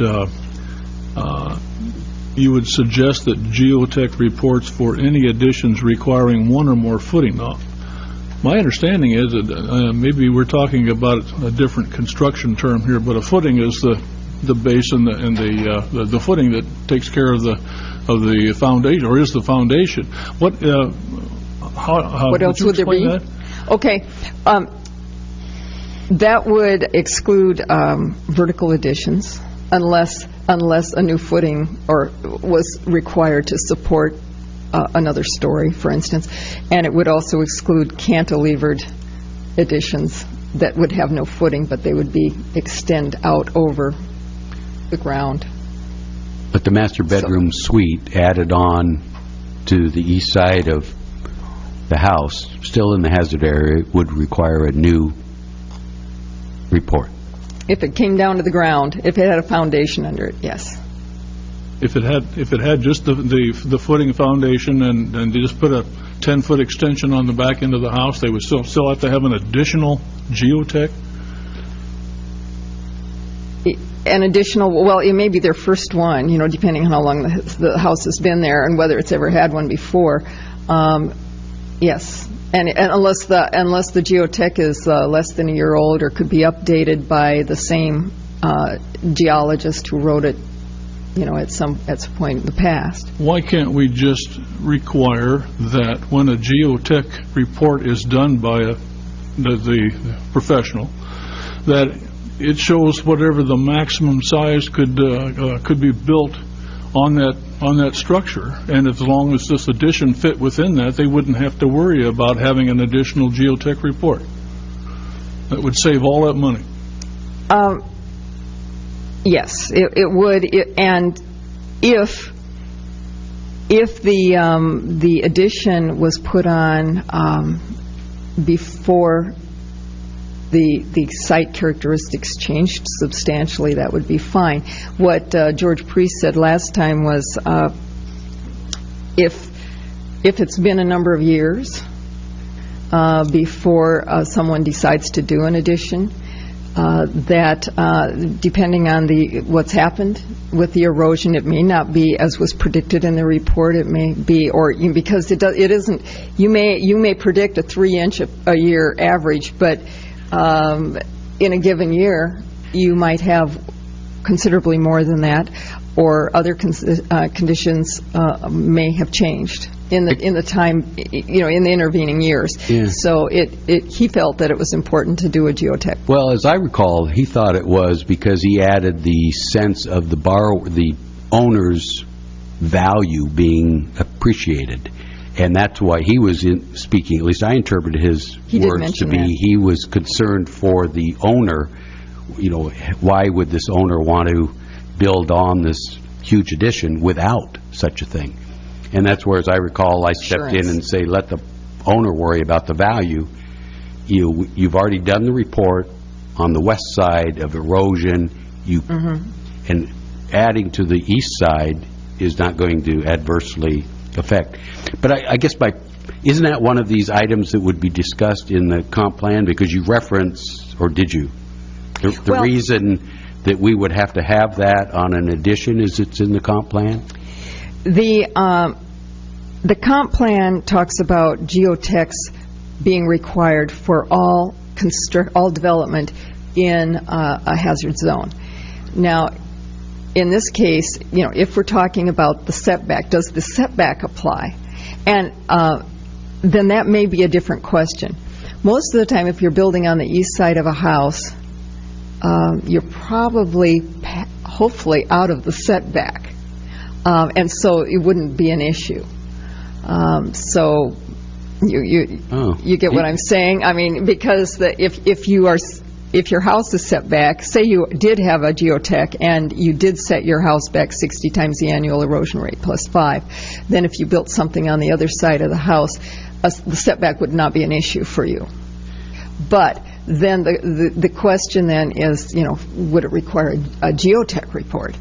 And there is where we would run into problems with conflicting with the comp plan, because the comp plan says any development requires. But as we're modifying the comp plan, that might be an item that gets modified. That's something that we would discuss. Because I would agree with the counselor, his point, either we get a larger footprint, approved ahead of time for the geotech report, and then work within that. We had the question come up when we were talking about the shelf life of a geotech report. And the concern was, how long is this good for? And so we put a year in there, and we ended up sticking with that because the geologist and property owner said, well, it's really not a big deal to go back to a geologist and ask them to give you a letter of update. So they come out, if it's a few years old, they'll come out to the site, they'll look and see if conditions have changed substantially, and they can go back to their field notes and easily update for not much expense. And it's only if that geologist is no longer available and then a new geologist or if somebody chose to go with a different geologist, then that person would have to have their own field notes and do their own analysis. So, but for the most part, if somebody goes back to Schlicker, a few years later and says, I need a letter of update, it's not going to be a huge deal for them unless conditions really have changed, right. In which case, then, it's important to do. I'm a little confused. I thought that hazard zones don't necessarily just go to where the setback is. I mean, a hazard zone can actually be the entire lot, but you can still have the setback and the entire building be in the hazard zone. Am I not right? Right.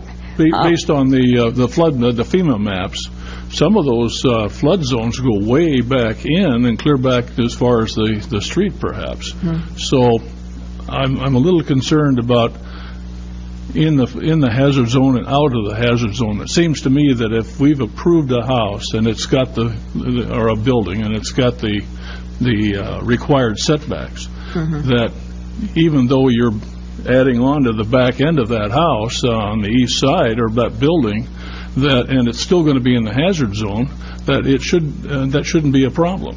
But what you're doing here in this says that if it's in the hazard zone, they have to have another geotech, just for an addition. And that doesn't quite make sense to me. Well, the comprehensive plan says that because it says any development requires a geotech.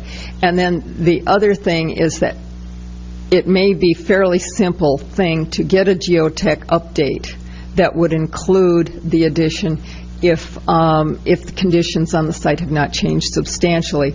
If it has been a number of years or maybe no previous geotech had been done for an addition, then it might be quite important to have a geologist come and do an assessment and say your footings should look like this, or they need to be this deep, they need to be done this way, and your erosion control should take this form and so forth. So I can see that it could be important, but I also have to say that because the comp plan requires it at this point, there's nothing we can do about it until we do a comp plan change as well. And that's why I would say there's a lot of things that seem to be conflicting with the comp plan, so we might as well move to that. My rationale is move to the comp plan and have our heavier discussion on that with appropriate notices out so that we can. Just a reminder that the comp plan is a broad framework, sort of general direction document, except for specific parts of it that might narrow down policies. So in terms of having exceptions to a policy, that's not something you would normally see stated. What you would see is general guidelines, general directions. So it's just something to think about. An exception for a specific type of application cost is something you would see in an ordinance, not the comp plan.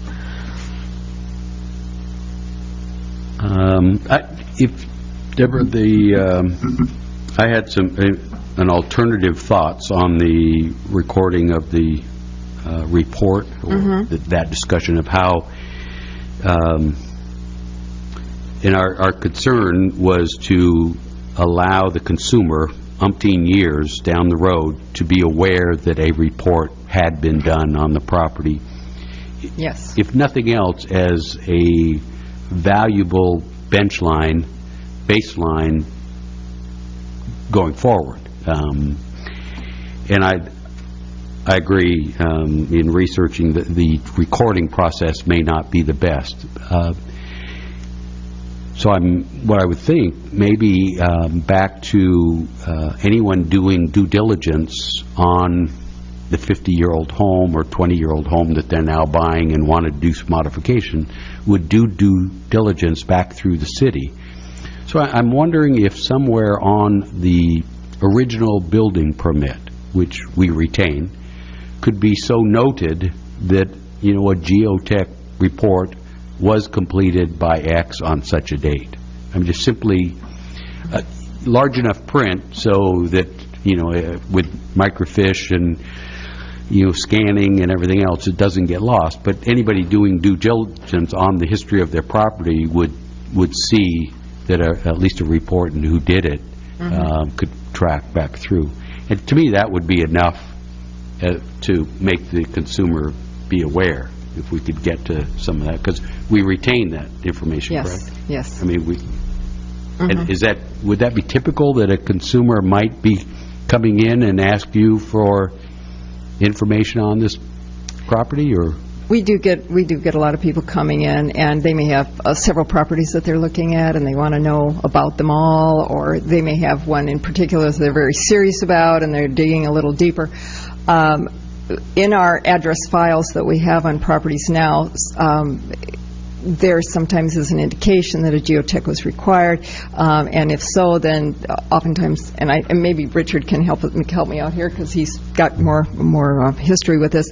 The copy of the geotech is actually in the file, and we should have those available somewhere in the city, and so just one way of sort of improving on that would be to create a layer in our GIS, our Geographic Information System, our computer mapping, that actually has a symbol that says geotechnical analysis, on this property, a G for geotechnical analysis or something like that. It is our practice to put the geotech report in the address file if we get one. The actual report. It has not been, in the relatively distant past, it was not the policy. So there were a lot of old ones that aren't there, is what I'm saying. But old ones, as they get older, their relevance rapidly decreases. Agreed. And I don't know if, to satisfy me, whether you even need to keep the report, given space requirements and everything else. Just we have to keep the report. Okay. Then I would. But I would forego, the need to record some kind of a documentation, because what I'm hearing myself get to is still any consumer that does due diligence could find out relatively easy that a report had been done and when and where, and in fact you even have a copy, and that would satisfy my desire. That would satisfy mine as well. Okay. So then we would remove that section called recording of reports, lines 14 through 18.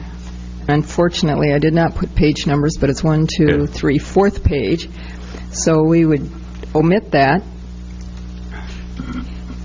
And otherwise, I think the ordinance, as it's drafted, is pretty... I guess the question you say omit it, is that because somewhere else it's already states as a practice that we do this alternative route? No, this is just in the draft, the latest draft. That but I want to capture what we will do, I guess. Oh, okay. Well, that would be an administrative thing rather than an ordinance, I would say.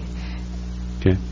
So it is captured, I guess, is what I... It is our practice now, and I think it will continue to be our practice to keep the geotechnical reports in the and property file, and then we can also do that layer and keep that layer updated.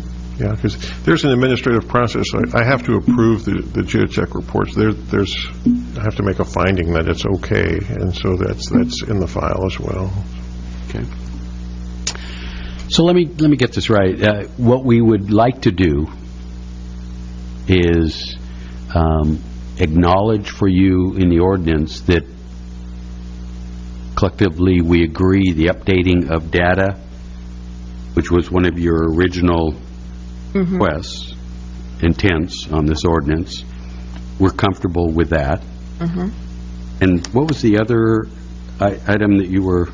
The other one was this setback, codifying this setback policy that we've had for a long time. So the setback, I guess in essence, the setback requirement would be property by property rather than a... It's all based on the geotech's analysis of the erosion rate for the site.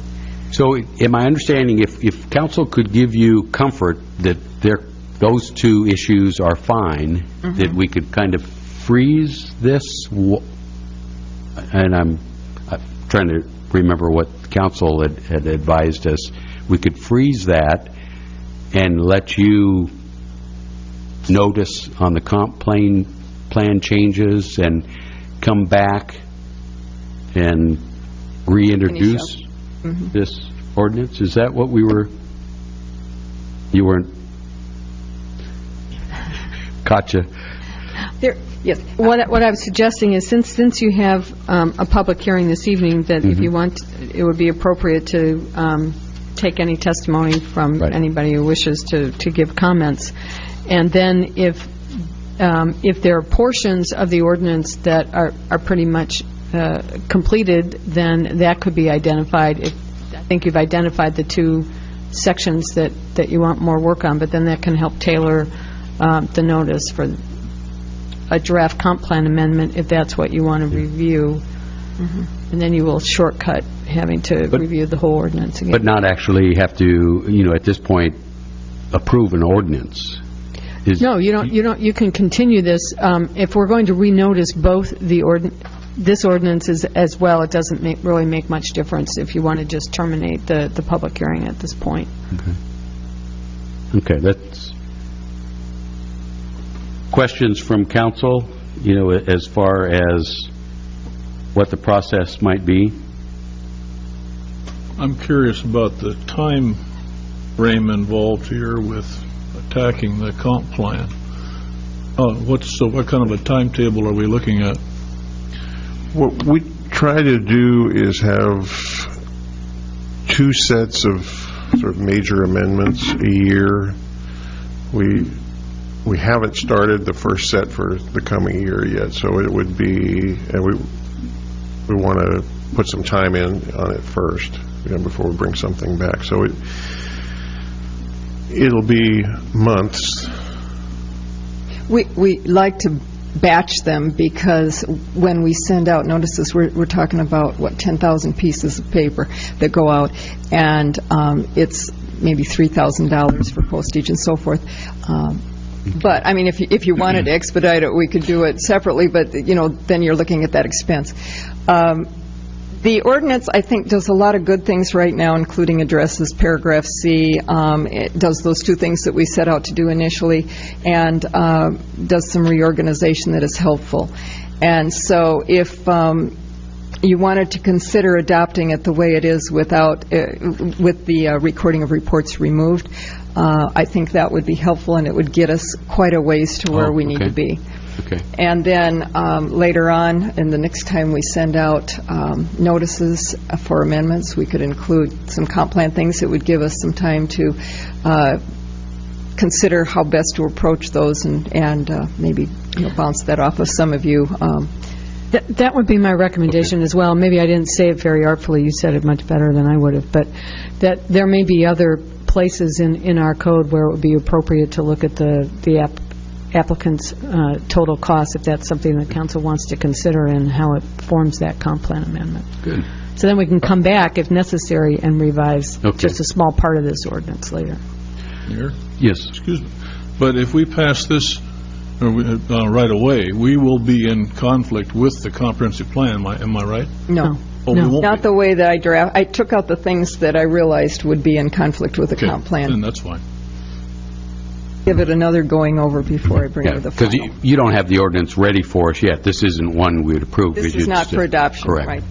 So why don't we then step back and see if there's public hearing yet on this one, since this is what we're dealing with, see if there's any testimony this evening, and then keep the public hearing open as you bring back the revised draft?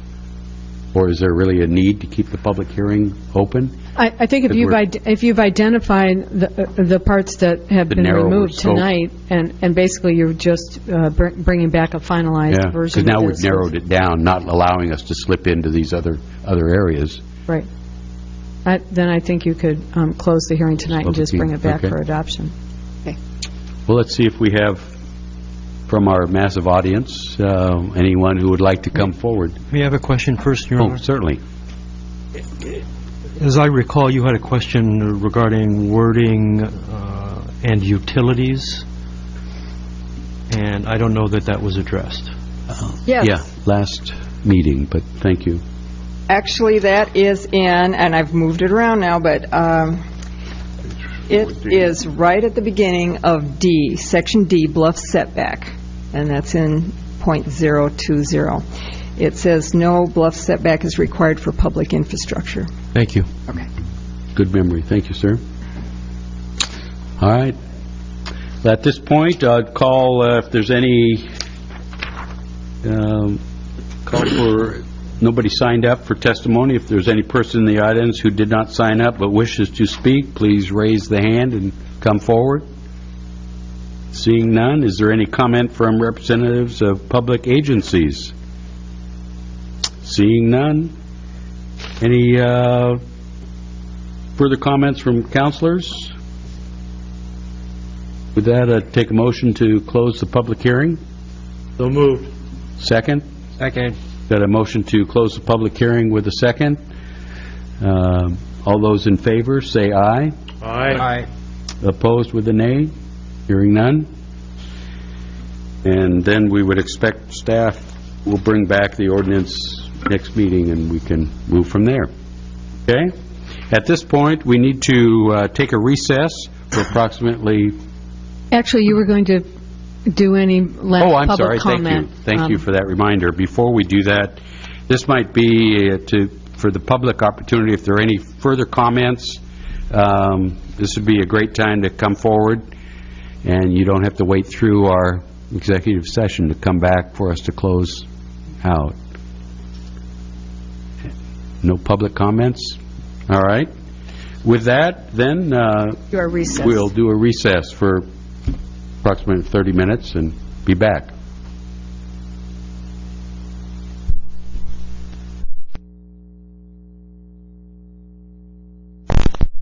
On record.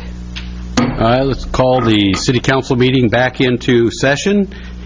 Thank you for your indulgence. Let's see. Just prior to our, at the start of this evening's meeting, City Council was delivered a letter from an officer of the Rhodes End Water District, actually inviting City Council to meet with their organization to discuss opportunities that within their water district. And I'll be taking up that opportunity. We welcome, as a council, the water district in extending that invitation. I will be making a phone call to try to make such arrangements in this week yet, and we'll report back to council. I've asked Mr. Hawker to join us, so it'd be myself and Mr. Hawker and I'll relay information as we set up the date and time. Thank you, Mr. Mayor. Given that, another item on the agenda was a resolution for approval. This is resolution number 2011-34, a resolution of the City of Lincoln City clarifying Lincoln City Municipal Code provisions requiring agreements with water customers whose property is located outside the city and within the city's urban growth boundary.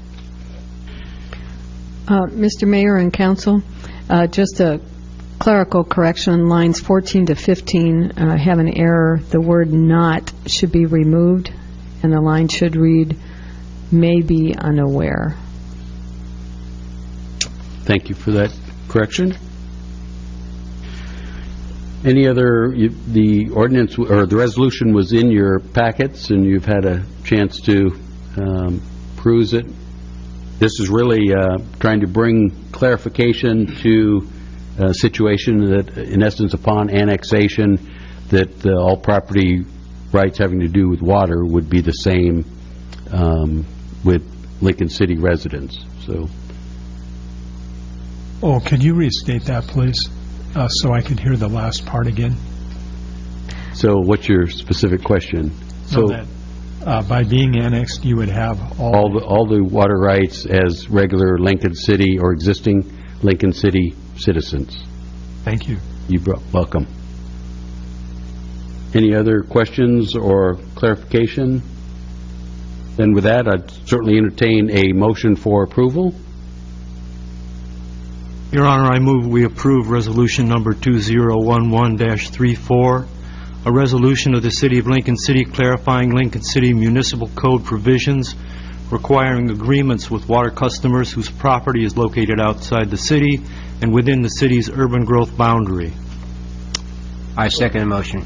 We have a motion and a second to approve resolution number 2011-34.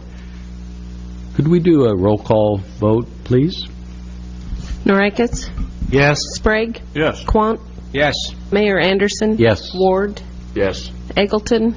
And Ellingson? Yes. Motion carries. Thank you. We had moved the agenda item public comments previously, so at this point, if councilors have any comments or remarks, this would be the time. Councilor Sprague? I'd just like to remind everybody that the Angels Anonymous Festival of Trees and Ball on Saturday night begins Wednesday noon for the viewing of the trees at the Chinook Winds Casino upstairs in the Convention Center. I also extend the fact that tomorrow is our cutoff date for tickets, and they're available at the Chamber of Commerce. And I'd like to see as many people there as we can. We're not filling the tables as fast as we'd like to, so as many as can, please do come. What date was that again? I'm sorry. That's this week. Saturday night is the ball.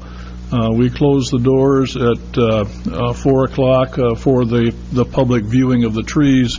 Then they open up again at 5:30 for those who are attending the ball and the dinner.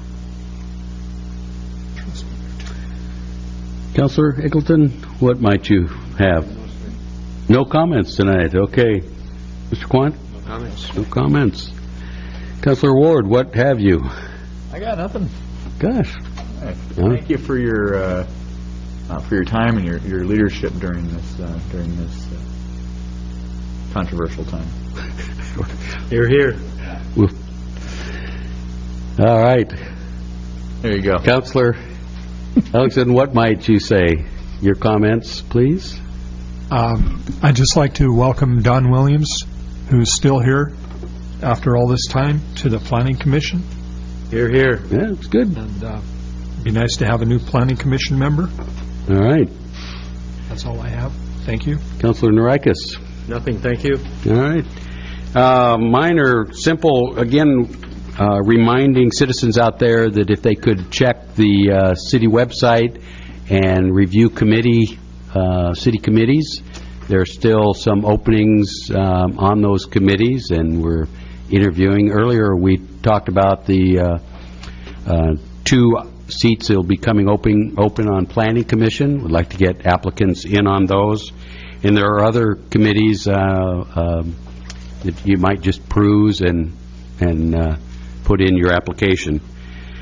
Also, as this is the end of November and after Thanksgiving, I'm reminded that it's what they call holiday season, and would remind us all to perhaps think of folks who are less fortunate than ourselves during this holiday season.